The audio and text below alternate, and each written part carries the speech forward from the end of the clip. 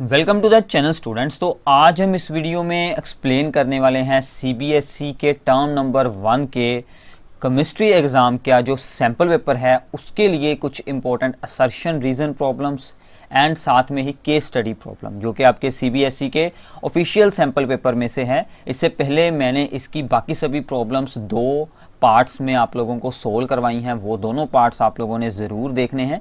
तो ये इसका जो है यहाँ पर आखिरी पार्ट होगा। इसके साथ हमारा कंप्लीट सैम्पल पेपर का डिटेल्ड सोल्यूशन हो जाएगा। आपको इसकी पीडीएफ फाइल नीचे डिस्क्रिप्शन बॉक्स में मिल जाएगी, वहाँ से आप इसे ओपन कर सोल्व कर सकते हैं या फिर आपको सीबीएसई की ऑफिशियल साइट पर वो सभी मिल जाएंगी। तो स्टार्ट करते हैं। हमारी 45th प्रॉब्लम है। यहाँ पर आपको मिलेंगी अब असर्शन रीज़न की प्रॉब्लम्स। तो सबसे पहली है कि असर्शन रीज़न में क्या होता है कि यहाँ पर हमें पहले बताई गई है असर्शन, फिर उसका रीज़न। हमें ये चेक करना है कि क्या ये दोनों बोथ स्टेटमेंट्स राइट हैं, रॉन्ग हैं, और क्या ये रीज़न इसी असर्शन का है या फिर कुछ अलग है। ठीक है, तो सबसे पहले असर्शन है कि electron gain enthalpy of oxygen is less than fluorine but greater than the nitrogen.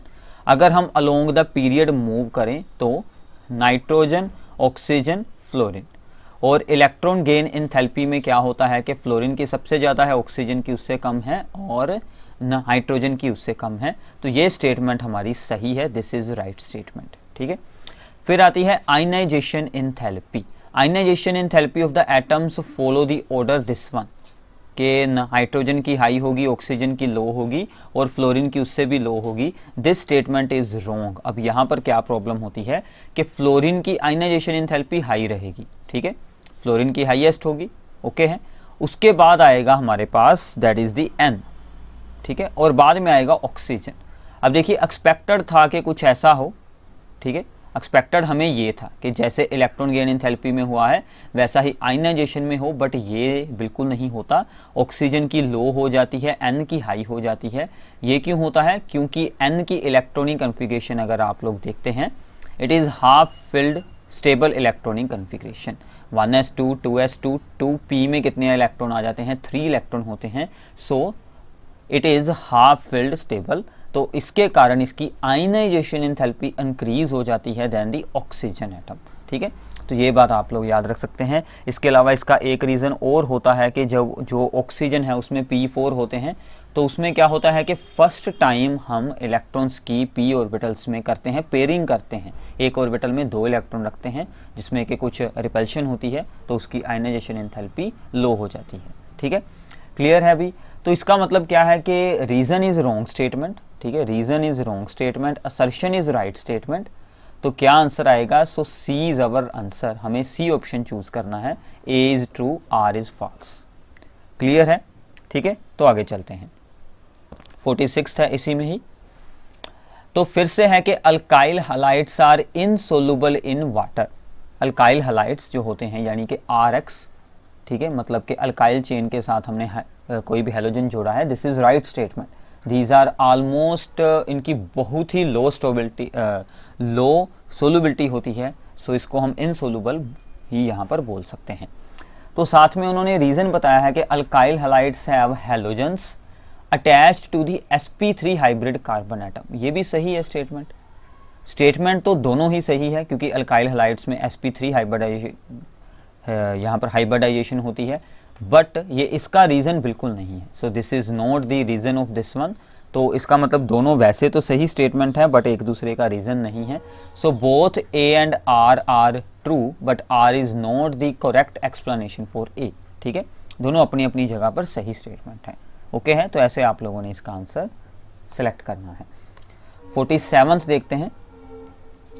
यहाँ पर है कि molarity of a solution changes with the temperature, this is right one. क्योंकि मोलैरिटी के फॉर्मूले में क्या होता है? Number of moles of the solute divided by volume of solution into 1000। अगर आपकी वॉल्यूम है इन यहाँ पर ml, ठीक है, तो मतलब कि वॉल्यूम जो है वो चेंज हो सकती है विद द टेम्परेचर। सो इसका मतलब ये स्टेटमेंट राइट है। सेकेंड, इसका रीज़न क्या बताया गया है कि molarity is a colligative property. Colligative properties क्या होती हैं? Those properties which depends upon the number of solute particles in the solution. So molarity is not a colligative property. ठीक है, it is only a measure to express the concentration of the solution. Molarity के साथ हम simply solution की concentration को express करते हैं। It is not a physical property and it is also not a colligative property. Colligative properties 4 होती हैं, जिसमें क्या कौन कौन सी हैं? सो सबसे पहली होती है कि elevation in the boiling point, boiling point कितना इंक्रीज हुआ, डिप्रेशन इन फ्रीजिंग पॉइंट कितना डिक्रीज हुआ, osmotic pressure and the relative lowering in vapour pressure. ठीक है, ये सभी होती हैं 4 कोलिगेटिव प्रॉपर्टीज। तो फिर से हमारा आंसर क्या बनेगा? C is the right answer के assertion is true, reason is false. Clear है अभी? ओके, कोई भी डाउट हो आप लोगों ने कमेंट्स में ज़रूर पूछना है। 48 देखते हैं। 48 है कि assertion SO2 is reducing while TeO2 is an oxidizing, मतलब डाउन द ग्रुप वो मूव हुए हैं ऑक्सीजन वाले में। ठीक है, ऑक्सीजन वाले ग्रुप में अगर आप लोग डाउन द ग्रुप मूव करेंगे, ठीक है, तो ये सभी एलिमेंट आते हैं वहाँ पर। तो जो इसका ऑक्साइड है दैट इज़ द रिड्यूसिंग, और इसका जो ऑक्साइड है that is the oxidizing agent. This statement is right. अगर आप लोग NCERT बुक को रीड करते हैं तो वहाँ पर आपको ये डायरेक्ट मिल जाएगी। This is right statement. Reducing property of the dioxide decreases from SO2 to TeO2. This is also right. Reducing property down the group जाएंगे ऑक्साइड्स की, वो डिक्रीज कर जाती है। ठीक है, तो ये बात आप लोगों ने याद रखनी है। सो मतलब इसी की ही एक्सप्लेनेशन है कि डाउन द ग्रुप वो डिक्रीज करती है रिड्यूसिंग प्रॉपर्टी, इसीलिए ऊपर वाला रिड्यूसिंग है और नीचे वाला ऑक्सीडाइजिंग है। सो इसका मतलब A is our right answer के both assertion and reason are true and reason is also the correct explanation for the assertion. Clear है अभी? ओके, तो ठीक है, तो आगे चलते हैं। 49 गिवन बिलो आर 2 स्टेटमेंट्स। ठीक है, तो यहाँ पर असर्शन है कि cryoscopic constant depends upon the nature of the solvent. Cryoscopic constant nature of the solvent पर ही डिपेंड करता है। ये होता क्या है? This is the depression in freezing point constant जो होता है, KF हम यूज़ करते हैं। ठीक है, डिप्रेशन इन फ्रीजिंग पॉइंट में हम KF यूज़ करते हैं, उसको बोलते हैं क्रायोस्कोपिक कांस्टेंट। ठीक है, तो ये हर एक सॉल्वेंट, वाटर के लिए अलग होगा, बेंजीन के लिए अलग होगा, हर एक सॉल्वेंट के लिए ये डिफरेंट होता है। सो रीज़न कि it is a universal solvent, this is not true, क्योंकि यूनिवर्सल सॉल्वेंट की हमेशा एक वैल्यू होती है सभी सॉल्वेंट के लिए सेम, बट ऐसा बिल्कुल नहीं है, ये सॉल्वेंट के ऊपर डिपेंड करता है। तो फिर से हमारा सी आंसर बन गया, assertion is true, reason is false. ठीक है, तो ये सिंपल सा काम है, ऐसे आप लोगों ने इन्हें सोल्व करना है। तो आगे चलते हैं। अब है यहाँ पर सेक्शन सी है हमारा। तो सी में आप लोगों को मिलेंगे यहाँ पर टोटल 6 मल्टीपल चॉइस कॉन्स्टेंट्स। इसमें से आप लोगों ने 5 अटैम्प्ट करने हैं, एक ही ऑप्शन है। ठीक है, तो सबसे पहला है मैच दी फॉलोइंग। ठीक है, हमें करने हैं मैच दी फॉलोइंग। तो अमाइनो एसिड्स, अमाइनो एसिड्स क्या होते हैं? अमाइनो एसिड्स जुड़कर बनाते हैं प्रोटीन। ठीक है, और अमाइनो एसिड्स में इनमें से वैसे तो इसका आंसर प्रोटीन भी बन सकता है, बट ये जो ज्वेटर आयन है ये सिर्फ अमाइनो एसिड में ही बनते हैं। ठीक है, तो इसका आंसर हमें मिल गया ज्वेटर आयन। ठीक है, तो अमाइनो एसिड्स में ज्वेटर आयन बनते हैं। ज्वेटर आयन क्या होते हैं? जिस आयन के अंदर पॉजिटिव एंड नेगेटिव दोनों ही पोल्स बन जाएं, उनको हम बोलते हैं ज्वेटर आयंस। ठीक है, फॉर एग्जांपल ये कुछ अमाइनो एसिड में मैं आपको एग्जांपल बता रहा हूँ, उसमें ये एक ज्वेटर आयन बन जाता है। ठीक है, तो ऐसा ये कुछ यहाँ पर ज्वेटर आयन बन जाएगा। ठीक है, ओके, इसके बाद है दैट इज़ द थियामाइन। ठीक है, so thiamine is the base in the DNA। तो ये DNA में होता है प्रेजेंट, एक बेस होता है DNA में, शुगर बेस होते हैं जो कि आगे बाद में फॉस्फेट ग्रुप्स के साथ पूरी एक चेन बना लेते हैं जुड़कर। ठीक है, तो इसमें एक बेस होता है thiamine that is present in the DNA। ठीक है, बाद में है इंसुलिन। तो इंसुलिन इनमें से अगर हम चेक करें तो इट इज़, इसको हम ज्वाइन कर सकते हैं with the protein. Insulin is a protein. ठीक है, इंसुलिन एक प्रोटीन होता है। ठीक है, ओके है। फिर आगे हमारे पास फॉस्फोडाइईस्टर लिंकेज। फॉस्फोडाइईस्टर लिंकेज कहाँ पर होती है? न्यूक्लिक एसिड्स में होती है। ठीक है, ये उनको जोड़ती है, उनकी जो यूनिट्स होती हैं, ठीक है, शुगर वाली, शुगर के ऊपर बेस जुड़े होते हैं, उन सभी को ये जोड़कर एक लॉन्ग चेन बनाकर डीएनए आरएनए बनाती है।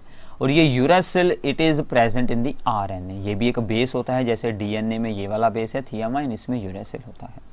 ठीक है, क्लियर है भाई। तो ऐसे हमें क्या आंसर यहाँ पर मिल रहा है, हमें वो चेक करना है।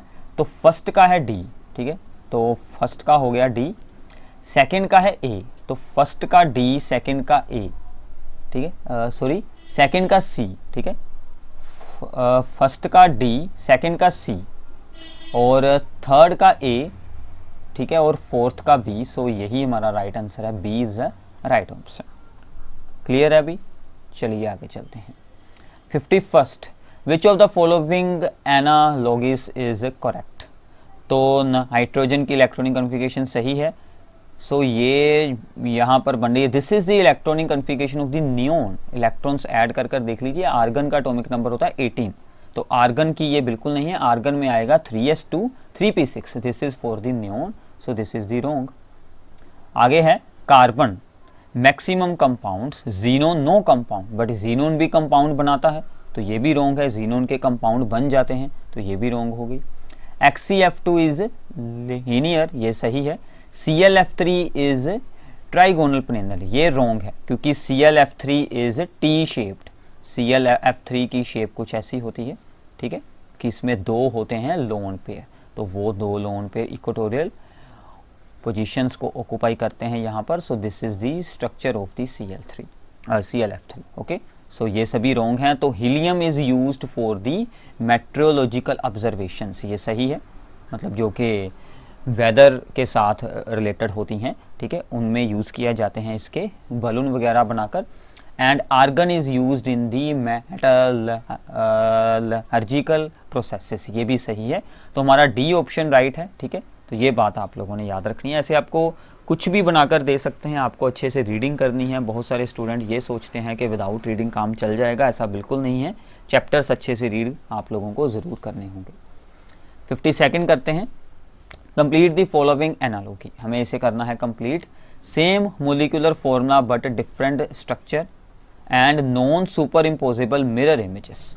देखिए, same molecular formula but different structures, these are the isomers, and non superimposable mirror images, these are enantiomers. So A is the right answer, ठीक है, तो ये आपका राइट आंसर बन जाएगा।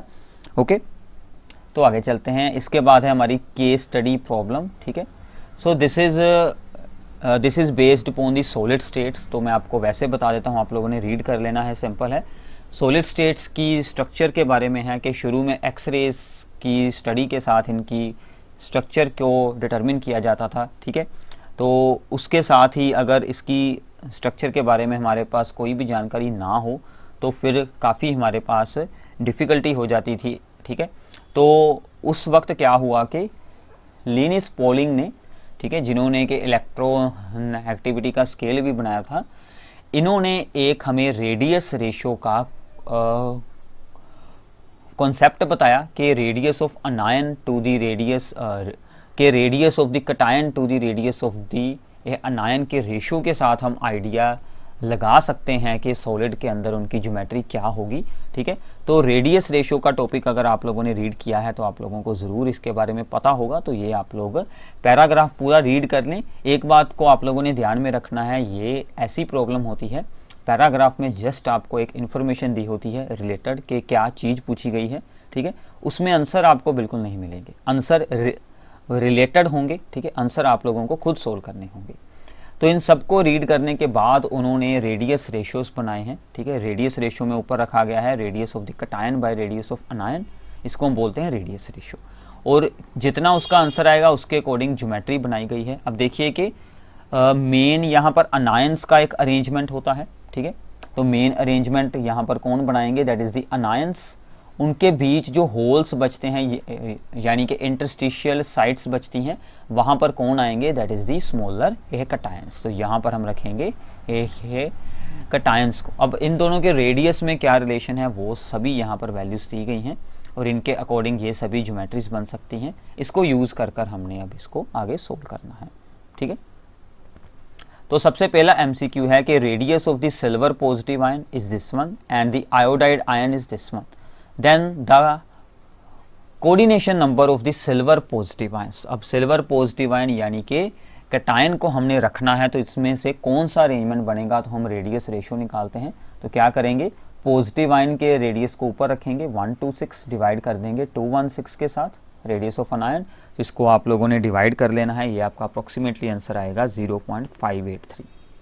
तो ये हमारा इस रेंज में बन रहा है, इन दोनों की सेम रेंज है। तो मतलब क्या क्या बन सकता है, या तो बनेगा स्क्वायर प्लेनर या बनेगा ऑक्टाहेड्रल, यानी कि या तो होगा कोऑर्डिनेशन नंबर 4 या होगा 6। अब यहाँ पर 4 तो ऑप्शन है नहीं, तो हमारा 6 ऑप्शन बन रहा है।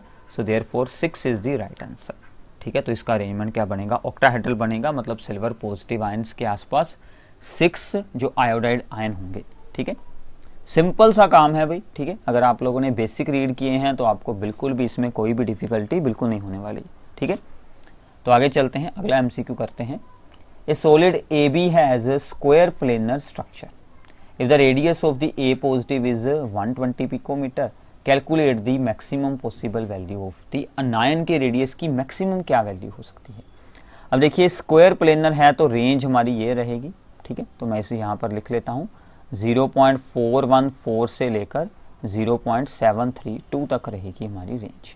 ठीक है, अब देखिए हमें ऊपर क्या रखना होता है, radius of the cation this is, and divide में हम रखेंगे रेडियस ऑफ अनायन, इसको हम x अज्यूम कर लेते हैं।